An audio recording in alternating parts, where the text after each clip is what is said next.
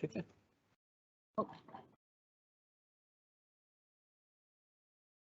How your class is started, ठीक है।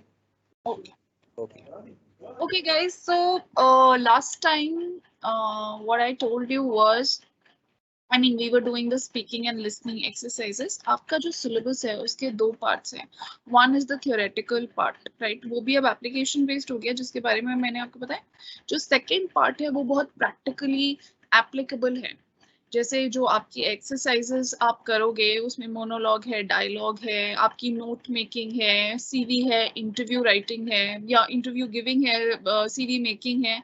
ये सारी जो चीजें हैं ये आपको एग्जाम्स में, अगर आपकी ऑफलाइन एग्जाम्स होते हैं, I am not sure if you are having online exams और offline exams, but if you are having online exams तब भी, और if you are having offline exams तब भी, it doesn't change. You will have to, आपको ऐसे questions आएंगे, you have to probably write a mock interview or write a monologue or a dialogue, note making, minutes making क्या है, I'm not sure if you've done it before, but वो सब भी आएगा. थोड़ा आपका ग्रामर भी है related to business communication, right? जो आपका, क्योंकि हम आपका कम्युनिकेशन स्किल्स आपको पढ़ा रहे हैं तो there is a lot of grammar included, जो कि आपके एसओएल की वेबसाइट में भी अवेलेबल है under the heading of business communication. So business communication का जो ग्रामर है वो मैं आपका नेक्स्ट वीक से शुरू कर पाऊंगी. So today and tomorrow I will finish with the theoretical part, जितना आपका थ्योरी था. उसके बाद से मैं आपका जो बिजनेस कम्युनिकेशन या इफेक्टिव कम्युनिकेशन के लिए जो ग्रामर होना चाहिए उस पे, वो शायद आपका यूनिट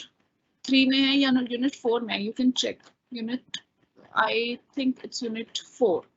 यूनिट 4 में आपके बिजनेस कम्युनिकेशन हेड के अंडर ग्रामर आता है काफी सारा, जिसमें एक्चुअली बच्चे बहुत सारे जो हैं they not very apt, they not very good at, and they not very good at putting apt punctuation and using the apt sort of grammar. तो जो आपका grammar exercises हैं उसके लिए I think जितने ज़्यादा लोग attend कर सकें बहुत अच्छा रहेगा. वो आपका next week जो होगा, दोनों ही session I'll take the classes of business communication. थोड़ा सा आपका theory of communication, communication theories जो है वो पोर्शन जो बचेगा वो मैं अभी इस सैटरडे लूंगी. उसमें से भी क्वेश्चन आपको आ जाता है. तो आज जो है मैं थ्योरेटिकल पार्ट मोस्टली आपका कंप्लीट कर लूंगी, और फिर एप्लीकेशन बेस्ड जो पार्ट है इंक्लूडिंग द ग्रामर, अगले हफ्ते में थर्सडे और सैटरडे दोनों ही I focus on the grammar, what sort of grammar and punctuation is to be used in business communication. तो ये आप ध्यान रखिएगा. Any question that you have, any doubts that you have, आप बिल्कुल अपने चैट बॉक्स में, जो साइड में चैट बॉक्स है उस पर डाल सकते हैं. Otherwise you can very well आप अपना माइक ऑन करिए और मुझसे जो भी क्वेश्चन है वो भी पूछ लीजिए. It will be good if you don't interrupt me in the mid of the and the class is going on. but जब class खत्म होती है, I think you're very well welcome to. एक दो sessions थे जिसमें ज़्यादा बच्चों ने मुझे doubts पूछे थे. In the other sessions there weren't as many doubts. So I would like you to come up with your doubts and your queries. That would be really helpful later on for you. So listening, we were last time जो हमने finish किया था, तो listening और hearing में एक difference होता है. When you hear something, तो anything that falls in your on your ears वो सब आपके hearing में आता है. But what is listening? Listening जो आप attentively जिस पर focus कर रहे हो, that pertains to listening. So you can hear a number of things at a particular time, but you can only listen to one particular subject or one particular thing that is being talked about. Okay, फिर आगे आपका आ जाता है types of listening. Listening के भी कई प्रकार होते हैं. इनको मैं आपको बार बार बता रही हूँ, आपको एप्लीकेशन बेस्ड क्वेश्चंस आएंगे तो लिसनिंग के क्या प्रकार होते हैं और किस प्रकार की लिसनिंग इस पर्टिकुलर पैराग्राफ में की जा रही है, ऐसे क्वेश्चंस आ सकते हैं. आपको एक अनसीन पैसेज दिया जाएगा और उसमें से आपको पूछा जाएगा कि इसमें किस प्रकार की लिसनिंग, कौन कौन से प्रकार की लिसनिंग होती है, what are the types of listening, और कौन से प्रकार की लिसनिंग आप इस पर्टिकुलर पैसेज में या इस पर्टिकुलर जो आपको वहां पे अनसीन पैसेज दे रखा होगा उसमें कौन सी किस टाइप की लिसनिंग हो रही है और कहाँ पर हो रही है, एग्जाम्पल दीजिए. राइट, तो this is the sort of question that you might be asked. तो ये ध्यान रखिएगा कि हर एक क्वेश्चन जो आपको आएगा उसमें थ्योरी कम होगी और आपको पैसेज में से वो सारी चीजें जो हम थ्योरी में पढ़ रहे हैं वो ढूंढना या ढूंढ के निकालना या एग्जाम्पल देना, ये वाले क्वेश्चन जरूर जरूर आएंगे. टुवर्ड्स द एंड मैं बीच में लेती ही रहती हूँ क्वेश्चंस जो पिछले उससे आ गए हैं, क्वेश्चन पेपर से आ चुके हैं, but towards the end of these sessions जब हम लास्ट क्लास करेंगे या सेकंड लास्ट और लास्ट क्लास करेंगे, उसमें हम फाइनली एक पूरा पेपर सॉल्व करके, एक या दो पेपर सॉल्व करके देख भी लेंगे that you know you are getting, I mean you're able to answer questions. That is my concern कि आप आंसर कर पाए. That would be तो एक तरीके से हम पूरा एक पेपर को सॉल्व कर लेंगे, जैसे कि एक अश्योरेंस हो जाए कि मोर और less you sort of know the blueprint what it is like. Okay, तो आपका टाइप्स ऑफ लिसनिंग में आ जाता है. फर्स्ट आता है अटेंटिव लिसनिंग.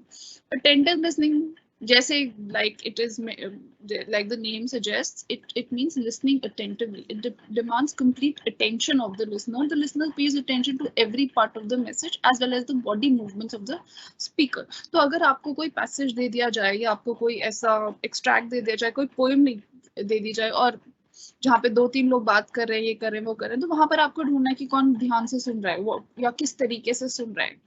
मान लीजिए 3-4 कैरेक्टर्स हैं, कोई महेश है, कोई जैसे मोहन है, कोई मोहित है, कोई इस तरीके से 3-4 लोगों की बात हो रही है और वहां पर वो आपको एक पैसेज दे देंगे और फिर आपसे पूछेंगे कि अटेंटिव लिसनिंग कहाँ हो रही है, सिलेक्टिव लिसनिंग कहाँ हो रही है, अप्रिशिएटिव लिसनिंग कहाँ हो रही है. This so you have to be very very clear as to what they mean. Okay, it is productive and interactive. Attentive listening क्या होती है? इंटरैक्टिव होती है. वो प्रोडक्टिव होती है. प्रोडक्टिव होने का मतलब जिसका कोई फल निकले, राइट, जो कुछ प्रोड्यूस करे, राइट. तो जिसका कुछ फल निकले, कोई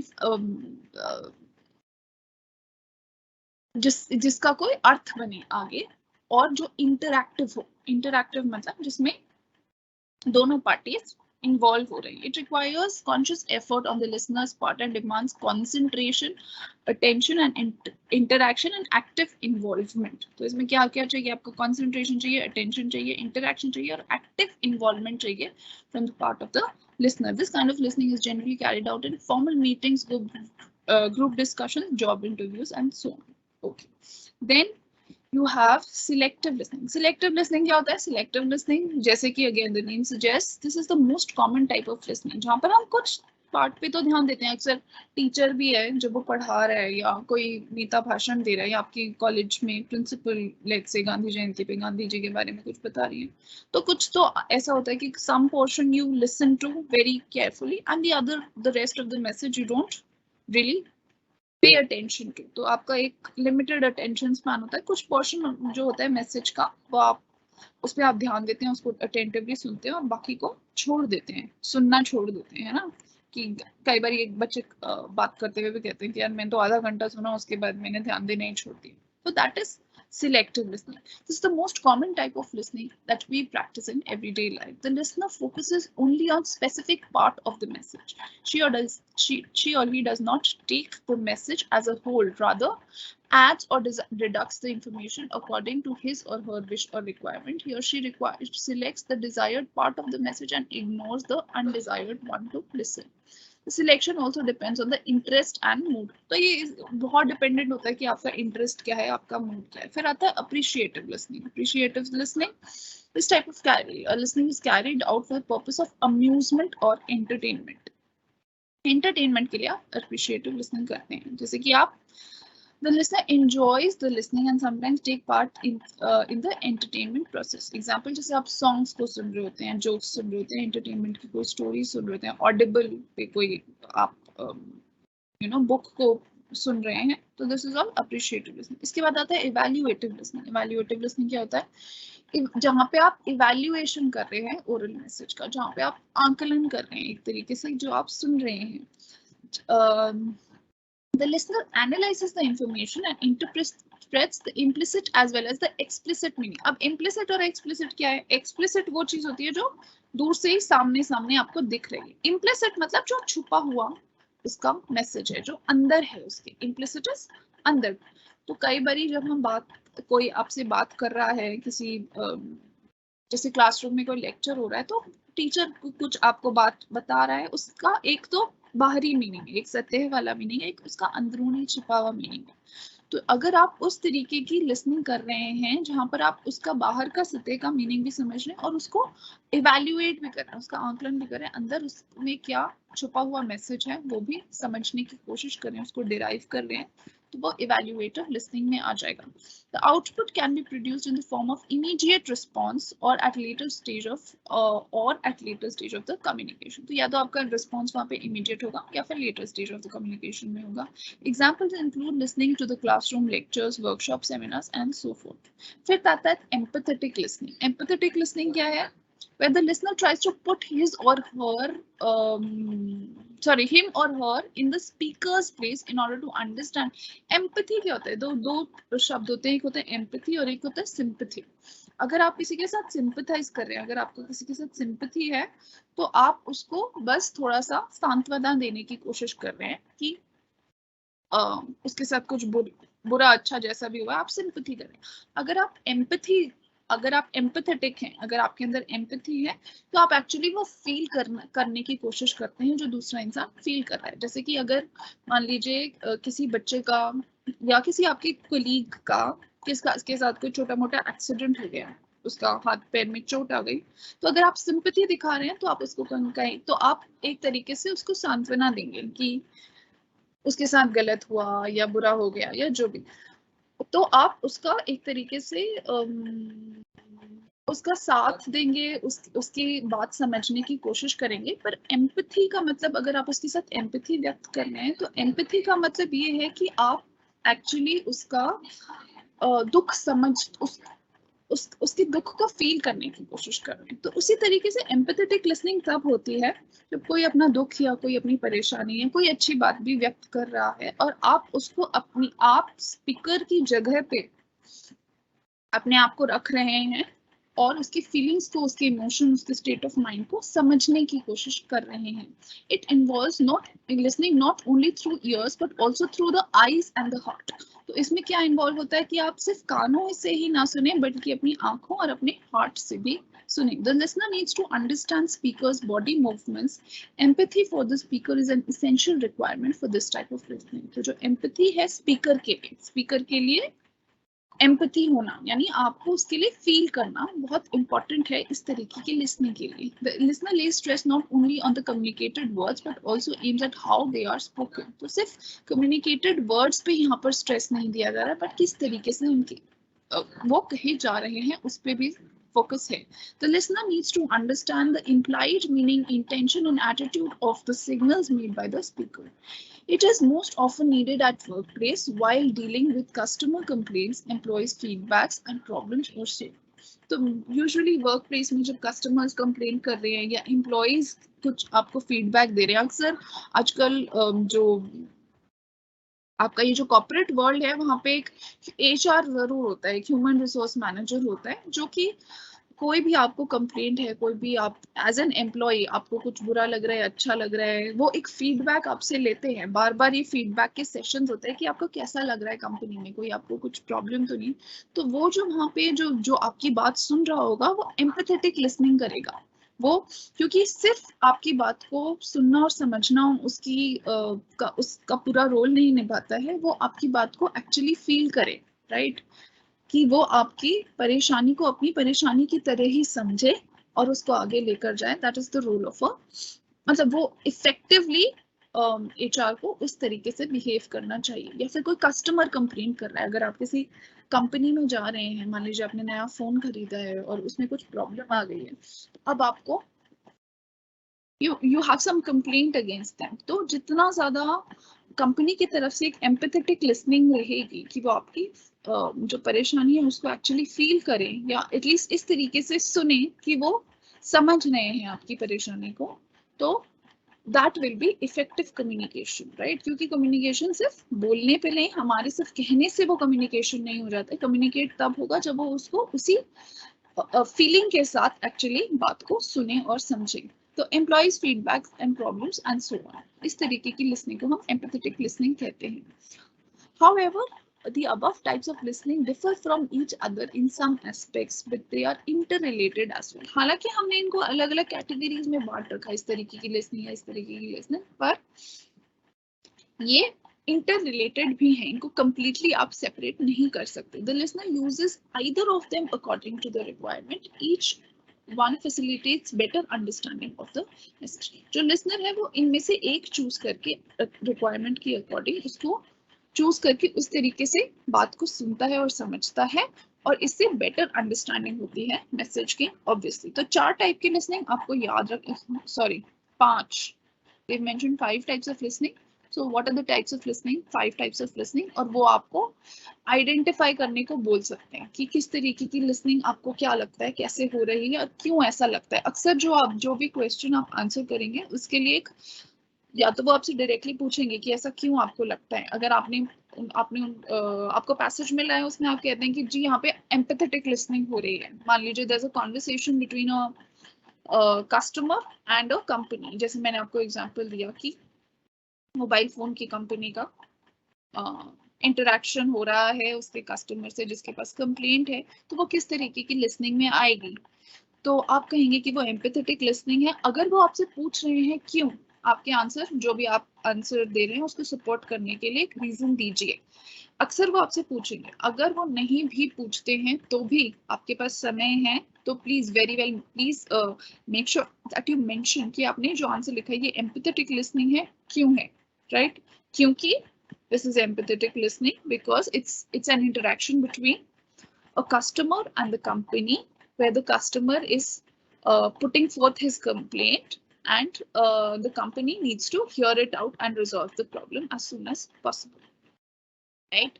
तो इतना अगर आप मेंशन करेंगे तो टीचर जो है वो थोड़ा सा ज्यादा आपको, मतलब आपको बेटर थोड़े से मार्क्स मिल जाएंगे. अगर 2 नंबर का क्वेश्चन है 1 नंबर दे रहा था तो उससे थोड़ा ज्यादा मिल जाता है. तो जब भी आप रीजन आउट करते हैं in your answers, whenever you are answering, कोशिश करिए कि अगर चाहे पूछा ना भी गया है वो, you sort of give a reason to what you are saying and why you are saying it, right? तो वरना अक्सर ऐसा होता है कि बच्चे चीटिंग करते हैं. वो तो आई डोंट नो, ऑनलाइन तो आपने जो ये ऑफलाइन सॉरी हाँ ये जो ऑनलाइन एग्जाम्स हुए थे ओपन बुक, इसमें तो जम के बच्चों ने चीटिंग करी है, बट ऑफलाइन में भी हो जाता है. तो अगर आप एक्चुअली किसी चीज का रीजन दे पा रहे हैं तो टीचर को थोड़ा सा ज्यादा वो कन्विंसिंग लगता है. ये नहीं कि बस एक एक जो किस तरीके की लिसनिंग है एक दूसरे से टीप लिया, but you also have a reason why. Okay, then you have barriers to listening. This is extremely important. Barriers to communication, barriers to listening. इस पर भी हमेशा एक क्वेश्चन आता है और इसको आप बिल्कुल अच्छे से रट लीजिए क्योंकि बहुत अच्छा चांस है कि एक बड़ा सा क्वेश्चन आ जाएगा and you will be able to, you know, answer that question if you pay attention to this and you sort of, you know, if you know the answer. So there are certain factors that come in the way of process of sorry, and making listening difficult. Of them some of them are discussed below. एक तो पहला क्या है barrier, noisy environment. If there is a noisy environment, जैसे कई बार हम भी online classes ले रहे होते हैं, ऑफलाइन में तो ये होता है कि एक there's a physical classroom. तो फिजिकल क्लासरूम में क्या होता है कि वो एक अलग से आपके कॉलेज में है या एक सेंटर में, वहाँ पे नॉइजी एनवायरनमेंट का होना हो सकता है, बट कम ऐसे चांस होते हैं कि नॉइजी इतना ज्यादा एनवायरनमेंट हो. But in the home space कई बार डोरबेल बज जाती है, जैसे कोई कोरियर आना है, कोई पैकेज आना है, उसको आप शेड्यूल नहीं कर सकते एग्जैक्ट टाइम. तो मीटिंग लेते लेते ही like for a person like me like live alone, तो बहुत सारी आसपास की आस पड़ोस की नॉइजेस, कोई बच्चा रो रहा है, कई बार ऐसी चीजें हो जाती है, किसी का टेलीविजन बहुत तेजी से चल रहा है, कोई फोन पे बात कर रहा है. That sort of environment obviously can be the first barrier to listening. कि अगर इस तरीके का आपको नॉइज या डिस्टर्बेंस मिले, या फैन कई बार बहुत आवाज कर रहा होता है when you are probably in an online session, so that creates a lot of problems in the listening. So that the first and foremost जो सबसे common sense वाला barrier आपको दिमाग में आएगा वो है noisy environment. The noise in surrounding can defeat the very purpose of listening. It interrupts the sound signals made by the speaker to reach the listener's ears and acts as a barrier. Then there is the speaker's voice. The speaker's voice plays an important role in the process of listening. Sometimes the speaker's voice is not audible. कई बारी बच्चों के साथ भी ऐसा होता है कि उनको क्लास में बोलो कि stand up and answer something and they're so मतलब उनकी वॉइस इतनी सॉफ्ट होती है कि they're just not audible to the listener, the accent and pronunciation. और दूसरा एस्पेक्ट क्या रहता है कि आपका एक्सेंट कैसा है, आपका प्रोनाउंसिएशन कैसा है, आप ठीक से चीजों को प्रोनाउंस कर रहे हैं, can also be different than that of the listener, which creates problem. अगर मान लीजिए कोई जैसे जो आपकी फर्स्ट लैंग्वेज होती है, जो आपकी मदर टंग होती है, उसके हिसाब से आपका एक्सेंट बन जाता है। जैसे कि अगर कोई साउथ इंडियन है, कोई तमिलियन है, या कोई तेलुगु बोलता है, या कोई कन्नड़ बोलता है, तो उनका जो एक्सेंट होगा वो थोड़ा सा डिफरेंट होगा आपके एक्सेंट से। एक हिंदी स्पीकर के एक्सेंट से, या कोई बंगाली स्पीकर का एक्सेंट होगा वो डिफरेंट होगा। तो मान लीजिए कोई बिल्कुल बंगाल से निकल के कोई आपको टीचर पढ़ा रहा है, तो उसके जो बोलने का तरीका होगा वो शायद इंटरफियर करेगा आपके अंडरस्टैंडिंग और लिसनिंग प्रोसेस से। तो लिसनिंग में सेकेंड बैरियर क्या आ जाता है, स्पीकर की वॉइस। वो सॉफ्ट हो सकती है, या वो बहुत ज्यादा लाउड हो सकती है, या फिर उसके प्रोनाउंसिएशन में या उसके एक्सेंट में प्रॉब्लम हो सकती है। देन एक और जो बड़ा एस्पेक्ट है वो प्री कंसीव्ड नोशंस। अब प्री कंसीव्ड नोशंस क्या होते हैं, कई बार हम ऑलरेडी कुछ सोच लेते हैं दूसरे इंसान के बारे में, या कुछ हमारे दिमाग में ऑलरेडी एक आइडिया, हम एक ओपिनियन फॉर्म कर देते हैं जो स्पीकर बोलने वाला है उसके बारे में। जैसे कि आपको बताया गया है, मान लीजिए अगेन प्रिंसिपल का एग्जांपल लेते हैं, या कोई भाषण होने वाला है, तो आपको स्पीकर के बारे में ऑलरेडी कुछ बता दिया गया है कि यार ये तो बड़ा खराब इंसान है, ये इस तरीके का है, ऐसा करता है वैसा करता है, कोई भी। तो आपके दिमाग में एक नोशन क्रिएट है। कई बार वो कल्चर के बेस्ड पे भी, और किसी के बैकग्राउंड है उसके भी बेस पे हम लोग एक नोशन बना लेते हैं। जैसे कि अक्सर ये बात कही जाती है कि अगेन मतलब वो झूठ भी हो सकता है, मैं ये नहीं कह रही हूँ कि ये जो प्रीकंसीव नोशन होते हैं ये अच्छे होते हैं, ये बुरे ही होते हैं, ये एक बैरियर क्रिएट करते हैं। जैसे कि कई बार बोला जाता है कि जो बंगालीज होते हैं वो बहुत स्मार्ट होते हैं और वो बहुत इंटेलिजेंट, एटलीस्ट मैंने तो ये काफी सुना है कि बंगालीज बड़े स्मार्ट होते हैं, इंटेलिजेंट होते हैं। तो अगर आप उसके बारे में, कोई बंगाली आपको समझ में आता है कि टीचर है, इंग्लिश का टीचर है और आया है, तो आपको ऑलरेडी दिमाग में है कि वो बहुत कुछ अच्छा बताएगा। तो चाहे वो अच्छा ना, या उसके विपरीत मान लीजिए बोलते हैं कि कोई और कम्युनिटी से कोई इंसान है उसके बारे में, या कई बारी लड़कियों के बारे में भी बहुत प्रीकंसीव नोशन होते हैं कि लड़कियां तो टीचिंग ही अच्छी कर पाती हैं और बहुत सारी चीजें नहीं कर पाती हैं। तो आपके दिमाग में ऑलरेडी जब एक चीज बैठ गई है, एक आइडिया बैठ गया है, तो आप दूसरे बंदे को, जो सामने इंसान बोल रहा है, उसको ठीक से नहीं सुनेंगे, राइट। वो जो आपका नोशन है, वो जो आपका आइडिया है, वो इंटरफियर करेगा आपके लिसनिंग के साथ। तो इसको पढ़ लेते हैं। Many times the listener forms some opinion about the speaker in advance. तो अगर आपने कोई ओपिनियन बना ली है स्पीकर के लिए पहले से ही एडवांस में, इट कैन बी पॉजिटिव और नेगेटिव। तो जैसे मैंने आपको बताया कि वो पॉजिटिव भी हो सकती है, वो पॉजिटिव भी हो सकती है और नेगेटिव भी हो सकती है। The listener takes the message in light of the speaker's reputation in mind. तो स्पीकर की क्या रेप्यूटेशन है, उस ही लाइट में आप स्पीकर को देखते हैं कि उसकी क्या पहले रेप्यूटेशन है। अगर मान लीजिए कोई रेप्यूटेशन, कोई स्पीकर की रेप्यूटेशन है कि वो बहुत, कोई टीचर की कि वो बिल्कुल अच्छा नहीं पढ़ाता, आपके सीनियर्स ने आपको बता दिया कि कोई particular teacher who does not teach well, or who does not really what you'd call is not a good teacher. So you already have that opinion in mind, and what you do is you would not be able to listen to the message and even understand the message very properly. The negative impression can affect the process of listening. तो जो negative आपका impression है वो आपके listening के process को affect कर देगा. Then there is disinterest. If you're disinterested, like sometimes the listener is not interested in the message. Sometimes Gandhi ji पे lecture हो रहा है, you're not interested in Gandhi ji. क्या मुझे नहीं सुनना गांधी जी के बारे में, I'm not interested in. So that can also work as a barrier to the particular message or communication. Then you have, sometimes there is lack of background knowledge. मान लीजिए गांधी जी के बारे में लेक्चर हो रहा है, गांधी जी के बारे में, उनके डांडी के मार्च के बारे में टीचर बताई जा रही है आपको, पर आपको पता ही नहीं है गांधी जी कौन है, डांडी मार्च कब हुआ था।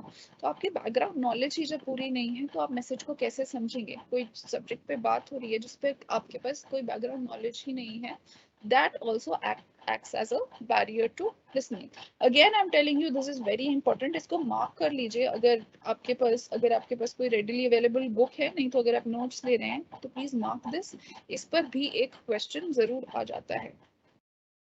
Then you have greater expertise. कई बार क्या होता है कि आप समझते हैं आपके पास, या हो भी सकता है, सच भी बात हो सकती है कि आपके पास ज्यादा एक्सपर्टीज है कोई पर्टिकुलर सब्जेक्ट पे, आप उसके बारे में ज्यादा जानते हैं, तो sometimes the listener possesses greater expertise than the speaker. कई बार जो लिसनर है, मान लीजिए आपको जो ये सब जो मैं पढ़ा रही हूँ उसके बारे में ज्यादा एक्सपर्टीज है, तो आप कहेंगे क्या पढ़ा रही है, ये सब तो मुझे पता है, right? She or he knows better than the speaker. The listener will not be interested in listening to the speaker in that case. Then you have a long or complicated message. Long messages tire the listener, right? अगर कोई message है वो ज्यादा जरूरत से ज्यादा लंबा खिंच जाए तो भी वो लिसनर को टायर कर देता है. और यहाँ पे सोल्यूशन क्या है, हो सकता है वो आपको एक ऐसी सिचुएशन भी दे दें कि लॉन्ग, वो आपको क्वेश्चन में लिख के दे दें कि लॉन्ग और कॉम्प्लिकेटेड मैसेजेस जो होते हैं वो एक्ट करते हैं as a barrier to listening. Long and complicated messages act as barrier to listening. How can this be resolved? तो आप उसका क्या आंसर देंगे कि अगर मान लीजिए लॉन्ग और टायरिंग मैसेजेस हो रहे हैं, क्योंकि communication is a two-way process, it is not a one-way process, तो यहाँ पर अगर मैसेज लॉन्ग हो रहा है या कॉम्प्लिकेटेड हो रहा है तो it is on the listener जो लिसन कर रहा है. जैसे कि अभी मेरा लेक्चर चल रहा है या ये इंटरेक्शन चल रहा है, यहाँ पर अगर आपको लगता है कि कोई जो चीज है आपको ऑलरेडी पता है और मैम उसको समझा रही हैं, तो व्हाट इज उसका सोल्यूशन क्या है कि जो आपका मैसेज हो रहा है वो लंबा होता चला जा रहा है, या टीचर की साइड पे जो मैसेज है वो लंबा होता चला जा रहा है, उसका सोल्यूशन ये है कि आप टीचर को प्रॉम्प्ट करें या उसको बताएं कि मैम ये हमको आता है, या इसको थोड़ा जल्दी कंप्लीट कर सकते हैं, right? She or he feels discomforted when which distracts his or her attention to the message. Sometimes the speaker conveys some complicated message which needs time to interpret. कई बार ऐसा भी होता है कि कोई लंबा कॉम्प्लिकेटेड सा मैसेज जो है वो स्पीकर भेज रहा है जो कि टाइम लेगा इंटरप्रेट करने में. The listener fails to relate the message with the upcoming information and does not understand the exact meaning of the message. तो ये भी हो सकता है. फिर आपका आता है strategies for effective listening. अब effective listening की यही मैं आपको बोल रही थी कि अगर ये barriers हैं तो वो आपसे पूछ सकते हैं कि क्या उसका strategies हो सकती हैं effective listening. A listener can enhance the listening experience by applying certain strategies. Some of them are mentioned below. First is the listener should listen to the message with complete attention. He or she should understand the value of listening and he should focus not only on the words but also the body movements of the. तो ये जो class थी, जो आपको audio visual class मिल रही है, सिर्फ audio class हो सकती थी, राइट? क्योंकि मैं तो सिर्फ बोल रही हूँ, मैं आपको एक विदाउट द वीडियो, शायद मेरा वीडियो ये यहाँ पर ये क्लास आपको मिल सकती थी, पर यहाँ पे वीडियो क्यों कंपलसरी किया गया है, स्पेशली टीचर्स के लिए. स्टूडेंट्स नहीं भी करें that is okay, but teachers के लिए स्पेशली इससे किया है क्योंकि जब बंदा सुन रहा होता है तो सिर्फ वो कानों से नहीं सुन रहा होता, विजुअली भी सुन रहा होता है. आप जो मेरे बॉडी मूवमेंट से शायद उसको भी देख रहे हो और समझ रहे हो, जो आपके एक्सप्रेशंस हैं, ये कोई सिखाता नहीं है कि एक्सप्रेशंस को इंटरप्रेट करना, वो आपको नेचुरली खुद से ही विद एक्सपीरियंस आता है हर एक इंसान. The listener should have patience. Obviously, the listener should have patience. Sometimes he or she fails to understand the message. She or he should not lose patience in that case. So, in case you're not understanding the message, not just in the class, even otherwise, should have patience. The speaker can clear the point in the next. Then you have the listener, especially in academic persons, should try to read the mental state of the speaker. थोड़ा सा mental state of the speaker, उसका जो background है, area of specialization है, वो भी समझे तो ज़्यादा आपका focused attention होगा. The listener should have a positive attitude. Obviously, the listener should make eye contact with the speaker. जो listener जो है वो सुनते समय इधर उधर ना देखे, अगर eye contact हो तो वो ज़्यादा effective communication, effective listening उससे हो जाती है.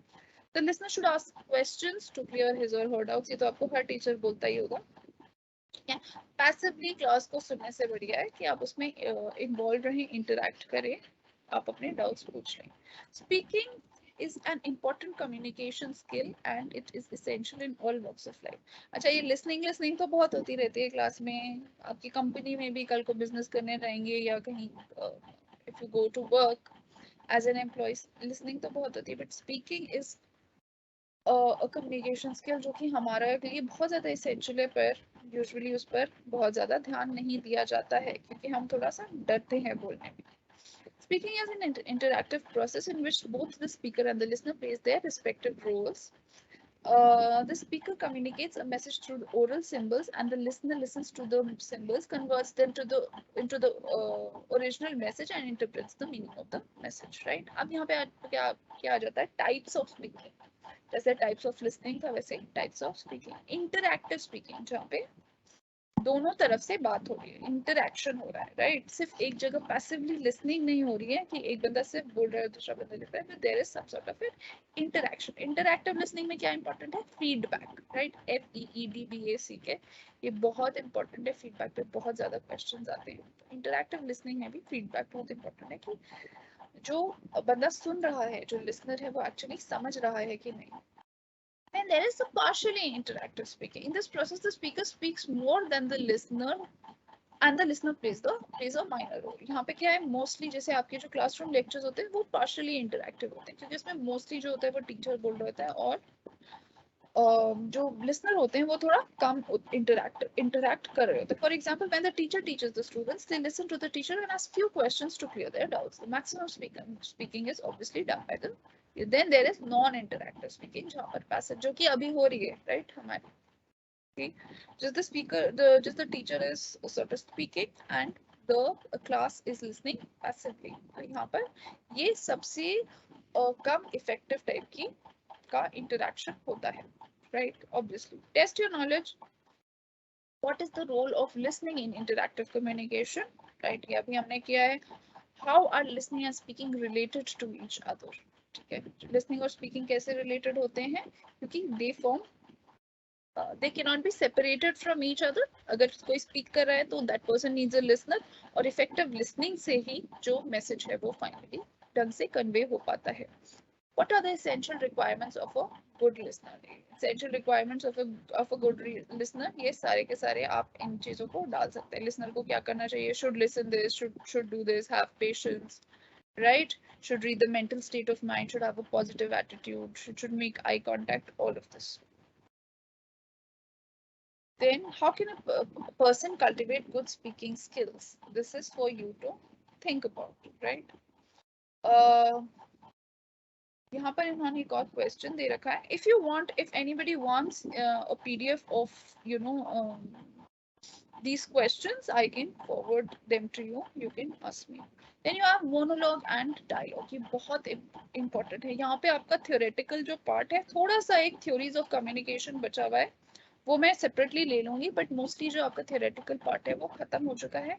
अब जो आगे का जो सिलेबस है उसमें आपको काफी खुद से लिखना पड़ेगा, राइट? यहाँ पे आपको थियोरेटिकल अंडरस्टैंडिंग तो हो जाएगी, बट जैसे मोनोलॉग है या एक डायलॉग लिखने को अक्सर वो दे देते हैं कि आप इस तरीके का डायलॉग लिखो. अब डायलॉग में भी जब आप लिख रहे हो, ऐसे नहीं है कि आपने कुछ भी बना के लिख दिया. वो बात तो सही है कि वो खुद ही से आपको बनाने को बोलते हैं, पर आप एक कोई पर्टिकुलर कॉन्टेक्स्ट दिया जाता है, आपको बताया जाता है कि वो फॉर्मल है या इनफॉर्मल है, तो आप किस तरीके का डायलॉग लिखेंगे ये बहुत इंपॉर्टेंट है. If you have to choose the right words, you have to choose the right punctuation, और आपकी ग्रामर भी मोर और लेस करेक्ट होनी चाहिए, राइट? तो मोनोलॉग और डायलॉग क्या होता है? मोनोलॉग और डायलॉग में थियोरेटिकल क्वेश्चंस भी आएंगे, पर मोस्टली जो ज्यादा क्वेश्चंस आएंगे, जो ज्यादा इंपॉर्टेंट क्वेश्चंस हैं, वो ये है कि वो आपको लिखने को बोलेंगे. जैसे कि आपको एक ऐसे राइटिंग क्या है वो समझाना एक अलग बात है, पर वो फाइनली आपको एक ऐसे लिखने को बोलेंगे. या लेटर राइटिंग क्या होती है वो समझाना अलग बात है, पर फाइनली आपको लेटर. तो यहाँ पे नोट मेकिंग हो गया. नोट मेकिंग के जो मिनट्स होते हैं वो लिखने को आपको बोल सकते हैं, मोनोलॉग डायलॉग बोल सकते हैं. और भी तरीके के बहुत सारे मेरे ख्याल से एक्सरसाइजेज हैं जो आपको वो करने को दे सकते हैं. तो here we come to the application based part of your syllabus. Monologue क्या होता है, right? The word monologue has its roots in the Greek word monologos, meaning speaking alone. जब कोई इंसान अकेले बात करता है, if a person speaks alone, that is called monologos or monologue. It is a speech delivered by one person और a long one-sided conversation. ये एक लंबी स्पीच जो एक इंसान दे रहा है या फिर एक one-sided conversation हो सकता है. The speaker does all the speaking and no other person gets involved in the conversation. तो इस conversation में actively या कोई उसमें कोई involvement नहीं होता है. जो speaker है, he or she performs all the functions of speaking without expecting or getting feedback. यहाँ पे कोई expectation भी नहीं है feedback की और कोई feedback मिलता भी नहीं है. मोनोलॉग का एक अच्छा एग्जांपल अगर आर्ट में आप देखें तो वो पोएट्री राइटिंग है, राइट. जब पोएट्री आप लिख रहे होते हैं, आप अपनी कोई दिमाग की बात को व्यक्त कर रहे होते हैं, वहां पे आपको नहीं एक्सपेक्ट कर रहे होते कि कोई आपकी बात को इमीडिएटली उस समय सुन रहा है. आपने बस वो लिख के छोड़ दिया है या वो कह के छोड़ दिया है और आप ये भी नहीं एक्सपेक्ट कर रहे होते कि कोई आपको फीडबैक देगा उस समय कि ये तुम क्या कह रहे हो, वो तुम क्या कह रहे हो. That sort of a conversation which is a one-sided conversation जहाँ पे एक ही speaker है वो ही बोल रहा है और कोई भी feedback या कोई भी interaction दूसरे listener की side से expect नहीं कर रहा है. वो इनफैक्ट listener को भी expect नहीं कर रहा है उस समय पे, जिस समय पे वो लिख रहा है या बोल रहा है. That sort of a speech is called a monologue. It is a one-sided affair and non-interactive in nature. Obviously, though the listener remains present during the course of action, the listener listens to the speaker, interprets the meaning, but he does not respond. A monologue speaks at people, not with people. तो monologue है, वो लोगों को बात कहता है पर लोगों से interact नहीं करता. It's not a community thing. It's not, monologue में जो activity है, it does not speak with people. Many plays and shows involving performers begin with a single character. ये आपने कई बार देखा होगा कि अगर आप स्टेज पे गए, आपने कोई प्लेस देखे हैं तो कई बार ऐसा होता है कि एक मेन जो स्पीकर होता है वो आता है, उसके ऊपर एक स्पॉटलाइट आ जाती है, राइट. एक बाकी सारा स्टेज जो होता है वो अंधेरे में होता है और एक ऐसे लाइट फॉल करती है एक स्पीकर के ऊपर. That is called the spotlight. Spotlight को भी यूजुअली कोई इंसान हैंडल कर रहा होता है तो वो उसकी तरफ उसको डायरेक्ट करता है और एक स्पॉटलाइट उसके ऊपर आती है और वो कुछ ना कुछ अपने मन की बात व्यक्त करने लगता है. तो वहाँ पे वो ऑडियंस को बोल रहे हैं पर वही स्टेज पे तो और कोई एक्टर या कोई परफॉर्मर है ही नहीं, बट उसके अलावा भी ऑडियंस से भी जिनसे वो बात कर रहे हैं वो एक्सपेक्ट नहीं करता कि वो उसको कुछ रिस्पॉन्ड करेंगे, वो कुछ उसको कहेंगे. इसी तरीके से performers begin with a single character giving a monologue to the audience before the plot or action starts. You would have found a stand-up comedian giving monologue in the beginning of a comedy show. कई बार ऐसा होता है कि कोई stand-up comedian, आजकल stand-up comedy बहुत popular है, तो stand-up comedians भी एक monologue देते हैं in the beginning of a comedy show. It is not necessary that a monologue can be delivered only in the beginning but can occur all the time. ऐसा नहीं है कि monologue जो होता है सिर्फ beginning of a play या beginning of a particular thing उसी में होता है, वो कभी भी हो सकता है. Monologues are frequently used in plays, films, poetry and novels.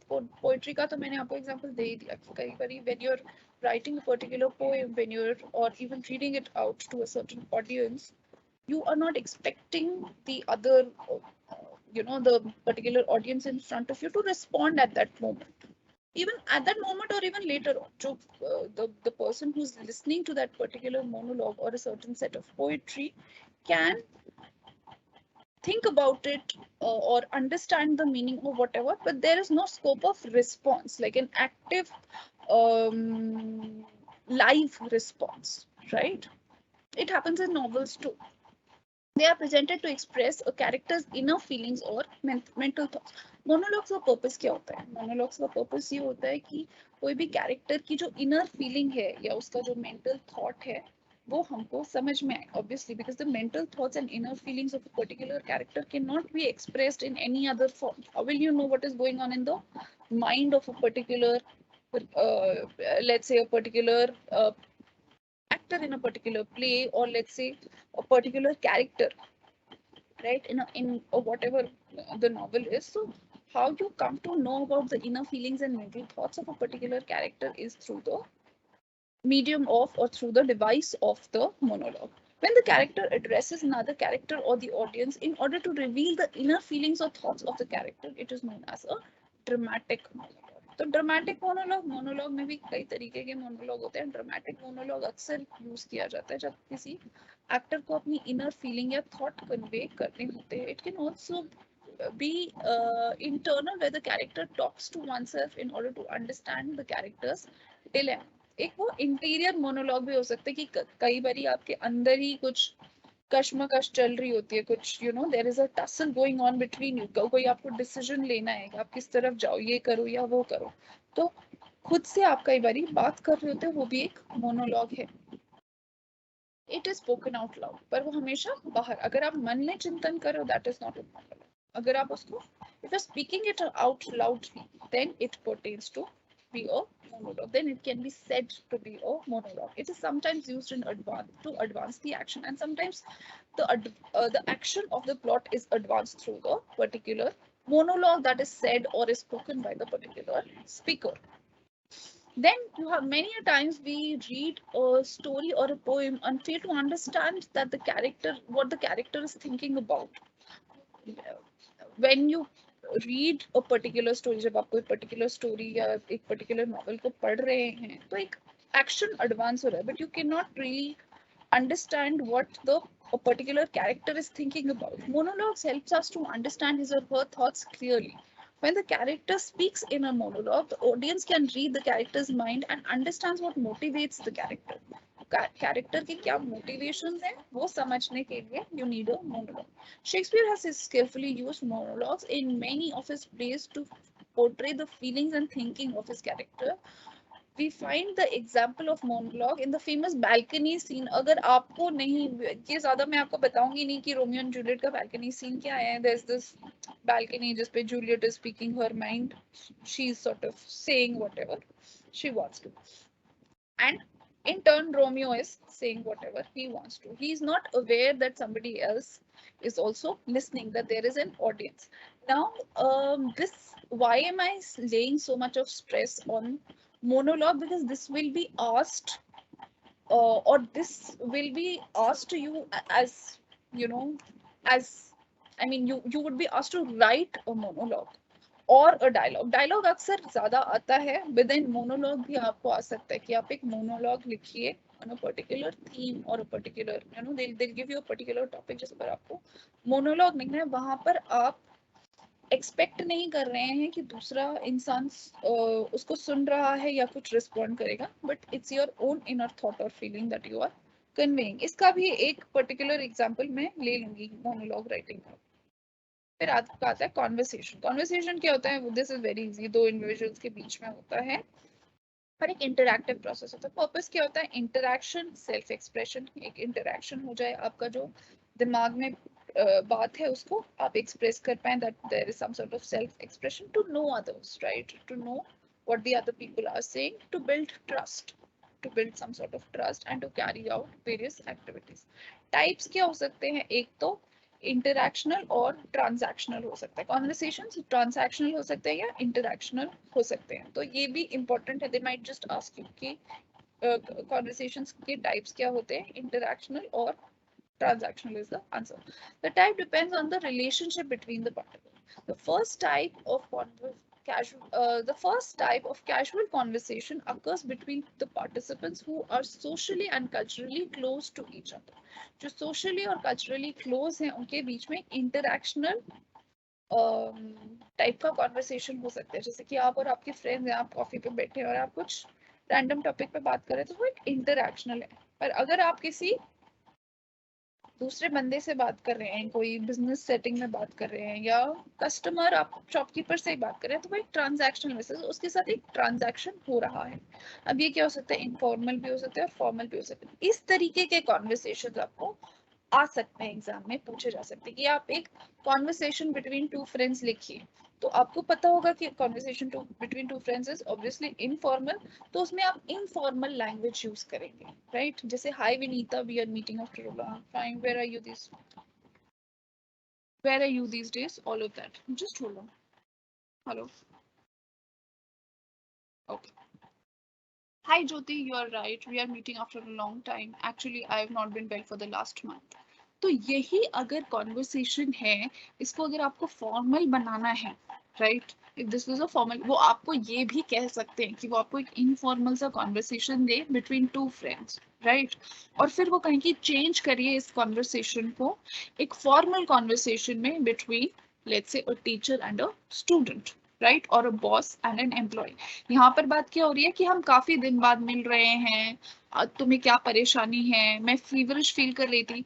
तो ये सब बातें जो है एक फॉर्मल सेटिंग में भी हो सकती हैं, पर फिर उसका नेचर कि वो किस तरीके से बात हो रही है वो सब चेंज हो जाएगा। ये किस तरीके से होगा, जो एक्सरसाइजेस हैं you can think about it. Hi की जगह आप कहेंगे good morning, hi would change to good morning, we are meeting after a long time, how are you doing. या इस तरीके से जो कॉन्वर्सेशन है वो बिल्डअप होगा। फॉर्मल इनफॉर्मल लैंग्वेज और इनका कॉन्वर्सेशन की जो एक्चुअल प्रैक्टिस है मैं आपको तब कराऊंगी जब हम इसका ग्रामर थोड़ा मोर और लेस कंप्लीट कर लें। तो जो ग्रामर का पोर्शन है वो मैंने जैसे कि बोला था कि मैं अगले हफ्ते के लिए रख रही हूँ, नेक्स्ट थर्सडे और next Saturday.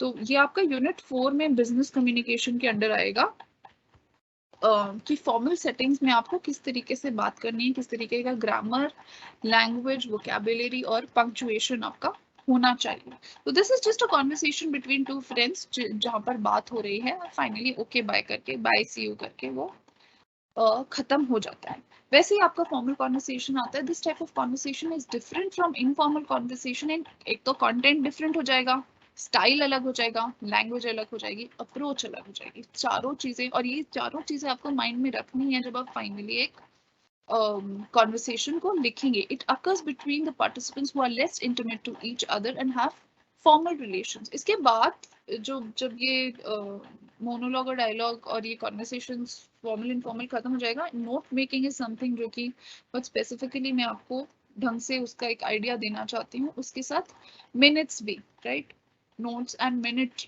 Of a meeting, वो भी हम probably you know after we finish the business conversation उसके बाद हम शुरू करेंगे। It may include the conversation with the shopkeeper, officer, professional और so on.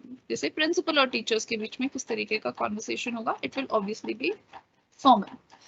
Ways of delivery, face to face होता है और telephonic होता है। तो ये conversation आपको एक फेस टू फेस कॉन्वर्सेशन या एक टेलीफोनिक कॉन्वर्सेशन ये आपको लिखने को आ सकते हैं। फाइनली भी आते हैं, हम आते हैं आज के डायलॉग पे। Dialogue means a conversational exchange, discussion और negotiation. It takes place between two individuals and only two people, क्योंकि डाई का मतलब ही टू होता है, राइट। डायलॉग तो monologue is, mono means one, die means two. So between two people, it includes questions and answers, requests and information. It occurs for some specific purpose. This is a kind of participatory process in which both the persons take part to discuss or resolve some issue. इसका purpose क्या होता है कि आप कुछ discuss करें या कोई जो issue है उसको resolve करें, उसको सुलझाएं and arrive at an amicable agreement, और एक जो म्यूचुअल अंडरस्टैंडिंग से कोई एग्रीमेंट हो उस पे आप या कोई सेटलमेंट पे आ जाए। The participants come together to build mutual understanding across their differences and create positive outcome through conversation. Each participant, in spite of disagreement, tries to take others' concerns into consideration. Sometimes one of the participants asks questions and the other answers them. तो ये एक question answer type का session भी हो सकता है dialogue, जहाँ पे एक इंसान बस क्वेश्चन पूछे जा रहा है और दूसरा आंसर उनको, दूसरा जो इंसान है वो उसको या इंडिविजुअल है उसको बस आंसर किए जा रहे हैं। The exchange takes place in a formal or a semi. तो यहाँ पे सेटिंग कैसी हो सकती है, फॉर्मल भी हो सकती है, सेमी फॉर्मल। ऑब्जेक्टिव्स क्या होते हैं इसके, दोनों parties they are being brought close together, misunderstanding कम होती है, एक climate of mutual trust build होता है, रिलेशनशिप्स बिल्ड होती हैं, नेगोशिएशन का ग्राउंड बनता है और डिसीजन मेकिंग फैसिलिटेट होती है। कॉन्वर्सेशन के डायलॉग के टाइप किस तरीके के होते हैं, एक तो कॉन्वर्सेशनल डायलॉग होता है ना, जहाँ पे बात हो रही है, कॉन्वर्सेशन। दूसरा एनक्वायरी, जहाँ पे एक बंदा पूछ रहा है और दूसरा बंदा सिर्फ आंसर कर रहा है, राइट। तीसरा नेगोशिएशन, जहाँ पे कोई नेगोशिएशन हो रहा है कि एक फाइनली एक कंसेंसस पे आप पहुंचे। तीनों तरीके की नेगोशिएशनल डायलॉग हो सकता है, वो आपको पूछ सकते हैं, हो सकता है इंक्वायरी वाला डायलॉग पूछ सकते हैं, या एक बस एक कॉन्वर्सेशनल डायलॉग पूछ सकते हैं जो फाइनली आपके एग्जाम्स में आएगा। जो आपको एग्जाम्स में क्वेश्चन आए हैं फ्रॉम डायलॉग और कॉन्वर्सेशन, वो भी मैं एक लिस्ट करके कल आपको पढ़ा दूंगी कि किस तरीके के क्वेश्चंस पहले पिछले सालों आए हैं, so that you have a clear idea as to what you have to write. But तो ये जरूरी नहीं है कि जिस तरीके के क्वेश्चंस आपको पिछले सालों में आए हैं सेम क्वेश्चंस फिर रिपीट हो जाएं, राइट? वो कई बार चेंज कर देते हैं, डिफिकल्ट बना देते हैं या इजी बना देते हैं, तो be ready. Some they've just given you some examples of dialogue, जिस तरीके के डायलॉग हो सकते हैं ये आपको लिखने को जरूर आएगा डायलॉग, ठीक है? तो हो सकता है वो पैसेज से, क्योंकि पैसेज बेस्ड पे ये बहुत फोकस कर रहे हैं, तो पैसेज से ही वो आपको कहें कि जैसे उन्होंने आपको एक स्टोरी लिख के दे रखी है, एक राजा था और एक रानी थी और वो गए इधर और उनका बेटा था, ये वो जो भी ब्ला ब्ला ब्ला, समथिंग दैट इवेंट हैपेंस. तो मान लीजिए वो अपने बेटे के बारे में कुछ डिस्कशन करते हैं स्टोरी में, कि वो डिस्कस करते हैं कि उनका बेटा कहाँ पढ़ने जाएगा. तो आपको फाइनली वो एग्जाम में ये पूछ सकते हैं कि इमेजिन करिए राजा और रानी के बीच का डायलॉग किस तरीके का होगा, और वो डायलॉग आप लिखिए अपनी बेटे की एजुकेशन को के रिलेटेड. तो obviously it will be an informal sort of a dialogue, वो कॉन्वर्सेशनल होगा, राइट? तो आप वहाँ पे एक आप जैसे यहाँ पे इन्होंने लिखा है ना, Priya good afternoon sir, enquiry clerk good afternoon, तो इसी तरीके से आप लिखेंगे king, you'll put a colon, you'll say जो भी, come on in, I need to discuss something with you, the queen says something. तो उस तरीके से आपको इमेजिन करना पड़ेगा कि उन्होंने जो भी फाइनली डिसीजन लिया उसमें किस तरीके का एक डायलॉग रहा होगा. तो you have to imagine yourself like a dialogue writer. और आपको अपार्ट फ्रॉम योर क्रिएटिविटी आपका राइट यूज ऑफ वर्ड्स होना चाहिए, आपका अप्रोच सही होनी चाहिए, जिस जो लैंग्वेज है जो यूज हुई है, जो पंक्चुएशन यूज हुआ है, वो सारा का सारा उसमें वही इनफॉर्मल सेटिंग वाली फीलिंग आनी चाहिए कि वो एक कॉन्वर्सेशनल डायलॉग है. Tips two, they've given you some tips to be a good conversationalist, कि आपको एक एक्टिव लिसनर होना चाहिए, एक स्मार्ट स्पीकर होना चाहिए, इंटरेस्टेड होना चाहिए, क्लैरिटी होनी चाहिए, पोलाइटनेस होनी चाहिए, पॉजिटिविटी होनी चाहिए, आपको फ्लेक्सिबल होना चाहिए और प्रॉपर बॉडी मूवमेंट्स का यूज करना चाहिए. ये सारी जो चीजें हैं ये बहुत इंपॉर्टेंट हैं. पढ़ते टाइम हमको लगता नहीं है, बस को कॉमन सेंस जैसा लगता है, but finally when you come down to write तो लिखा नहीं जाता है बच्चों से. ये बहुत एक प्रॉब्लम होती है. सैडली ये जो एसओएल की क्लासेस हैं उनमें हमको बहुत ज्यादा इतना टाइम नहीं मिलता है कि हम बच्चों को ये एक्सरसाइजेस करवा पाए, राइट? कि इस तरीके की कोई सेटिंग देकर. बट इट्स एक्सट्रीमली इम्पोर्टेंट कि आप ये सब लिखना सोच के समझ के लिखें. वो फाइनली कल को आप कहीं जॉब करने जाएंगे या किसी कंपनी वगैरह में एज एन एम्प्लॉय जिस तरीके से भी काम करेंगे, तो finally you will be able to एक अच्छा कॉन्वर्सेशन करना भी बहुत बड़ी चीज होती है, राइट? किस तरीके से बात करें. भाई बच्चे क्या होते हैं, कहते हैं ma'am I want to know this ma'am, इस तरीके से आप फॉर्मल सेटिंग में बात नहीं करते हैं, राइट?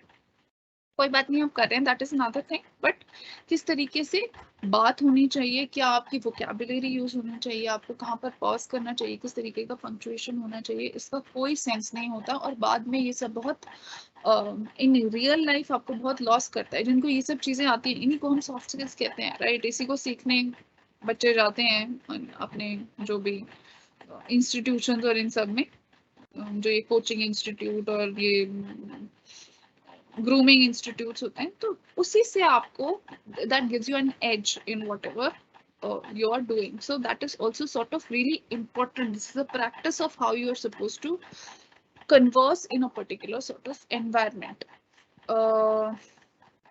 ठीक है, मैंने आपको ऑलरेडी बता दिया है कि अगले क्लास में हम ये आपका खत्म हो गया. नेक्स्ट क्लास में वी कैन बिगिन इंटरव्यू किस तरीके से होते हैं, किस तरीके से फेस करने चाहिए, how you are supposed to behave, what should be the language, all of that interview. और ये नोट मेकिंग कोशिश मैं करूंगी कि कल आपका हो जाए. और फिर उसके बाद will go on to the grammar of business communication. वो ज्यादा इंपॉर्टेंट है और आपके लिए ज्यादा मेरे ख्याल से रिलेटेबल भी होगा, in the sense that you'll be able to do it. Okay. Any questions that anybody has at this moment? अभी हमारे पास थोड़ा टाइम है, मेरा क्लास मोर और लेस खत्म हो गई आज की. Any questions that you might have? किसी को कुछ पूछना है? अगर आप पूछने में झिझक रहे हैं तो you can very well put things in the chat box also. जो chat box है वो भी मैं पढ़ लेती हूँ. Anything that you want to know ask. अच्छा, और ऑल्सो ग्रामर का कोई अगर ऐसा टॉपिक है बिजनेस कम्युनिकेशन के अंडर, आप एसओएल की वेबसाइट में जाकर देखिए, जो उन्होंने ग्रामर के टॉपिक्स दे रखे हैं.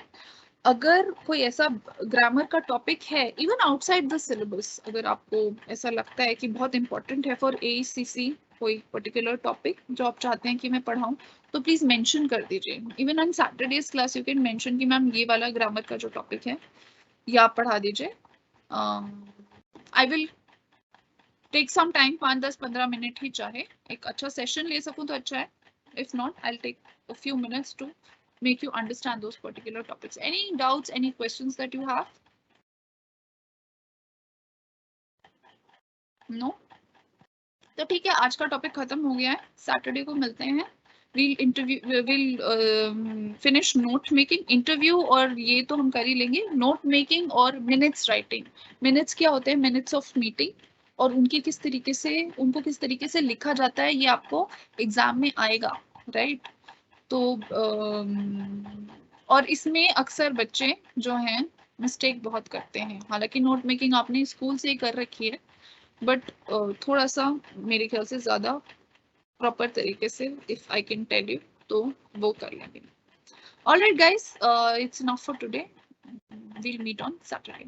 Thank you.